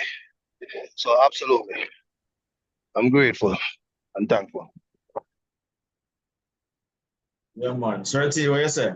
Yes, guys. And the takeaway from this lesson is, like I told you, ask your God, because even though the two of them, the two of them are one. In the creation of you, the two of them came together as one. Two come together and produce one. Ask that one God to intervene in your situation and we don't pray by kneeling down and pray. You just simply have a conversation. Go within yourself and talk to that one there. Your parents together as a parent. Both of them together as one. Have that conversation. Ask them to intervene in your situation and watch the result. Forget the next guy. You nah do nothing for you.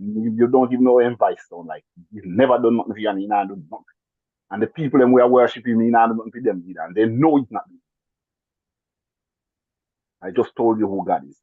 Worship him. That's your creator. Come on, them are wait. Die and go ahead, That's when things will change. Sir, Reverend Isay, when you come to the realization that heaven is within you, that is the day that you will find yourself in heaven. Therefore, there is no heaven to come or to go to. All you have to do is just be it. And you'll be in it. You have the control. The control is in your hands. When you discover the heaven within you, your awareness, that is the day that you find yourself in heaven. That is the reconciliation between your animal nature and your spiritual nature. The animal nature wants to die and leave this world and then go to heaven.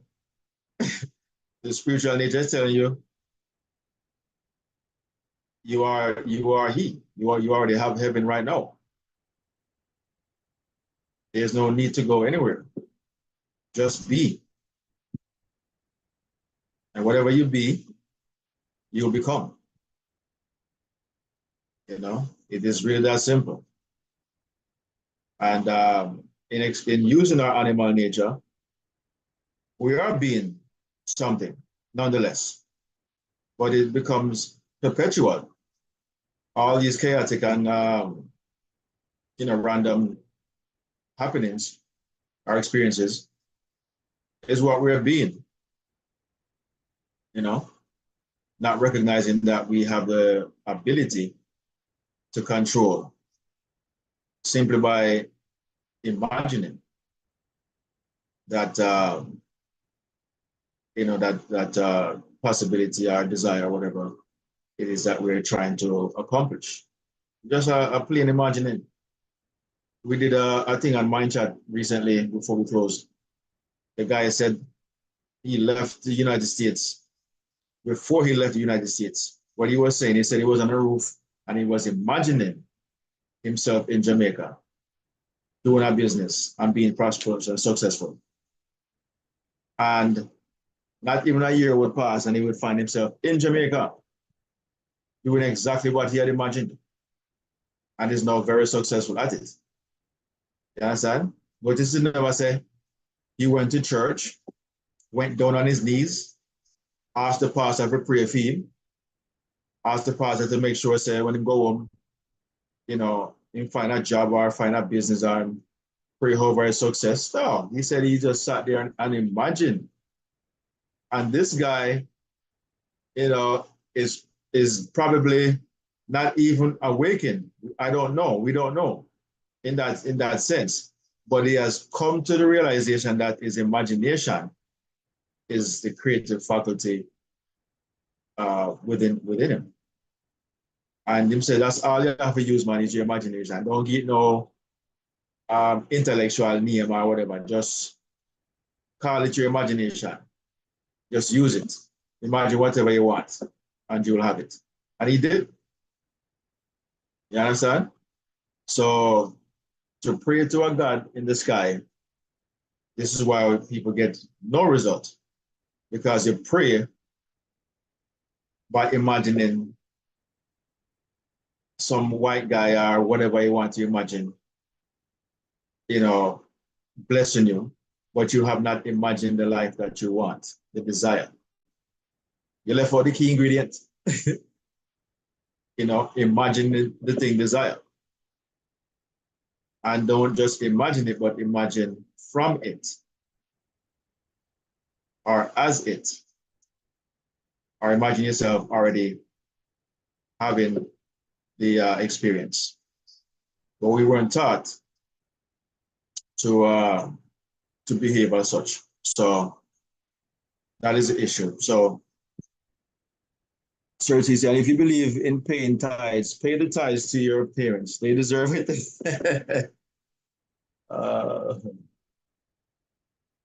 The other God is a robber. Yeah, man, absolutely certainty. Churches are a robber. You know,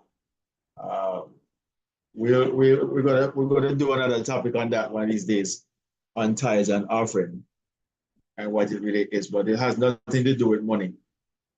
And as we know it, okay. These are all just made up stuff to siphon money out of people's pockets. Okay, taking 10% of your earnings. You make $10,000 a month and you have to give these people $1,000. But your lifestyle requires that you have $10,000. But you take 10 and give it away because them say if you give 10%, God bless you. Okay. You know, so has nothing to do with money, as they stated. It is a complete lie, all made up, make believe. Okay, tithing is not about money or giving money. Absolutely not. There's a reason why they mentioned the 10, not 10%, 10th. You know, give a 10th. So one of these days we'll come back and cover that. Well, let's give you the what's coming up next week. Those of you out there watching us on YouTube, or will see this on YouTube at that particular time. If you do, like and subscribe, share the video with your family and friends, and come back and join us again. Next week we'll be coming to you with another topic, which is thinking fourth dimensionally. That is from Never Gathered. It's a longer tape, longer lesson, but you know, it is, oh man, it's amazing. You guys have to come back and see it and hear it. Thinking fourth dimensionally. Very, very powerful tape that's going to really, really open up your imagination and your awareness as to how creative we really are. All right, so thinking fourth dimensionally next week from Neville, right here on the One Great I Am Awakening. So with that said, guys, enjoy the rest of your sunny Sunday, rest of your week, until we meet up again. All right? Bless up on yourselves, and we'll see you shortly. Bless up.